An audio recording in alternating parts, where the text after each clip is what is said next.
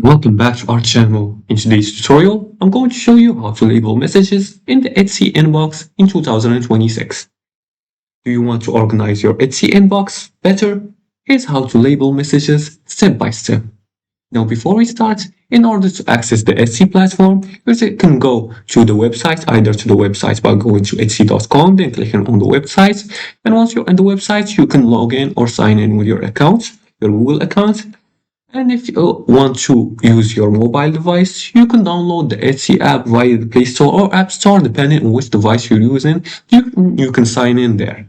Now, to label messages in the Etsy inbox, you gotta open the Shop Manager. Now, once you set up your account, you're gonna click on the Shop Manager right here. As you can see, this is the icon, and you're gonna be redirected to this page where you're gonna fill in the information about your business. You're gonna insert the shop preferences, name your shop, and how you get paid, and your billing infos, and your shop security.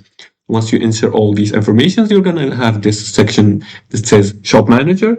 From there, you're gonna click on it. Then you're gonna go to Messages. You're gonna open your inbox in the Messages, and you're going to select a conversation. For example, you're going to click the conversation you want to organize, and then you're going to apply a label. For example, you can use Etsy's built-in labels like new, in progress, completed, or spam. You can also create custom labels depending on your shop needs. Also, filter by label. You can use the filter option to view only messages under a specific label.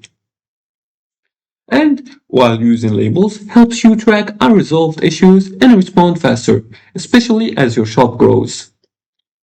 And that's it. That's how you label and organize messages in Etsy like a professional seller. And if you like this video and found this helpful, please like and subscribe and leave a comment below the video if you have further more questions about this topic. Thanks for watching and see you again in the next tutorial.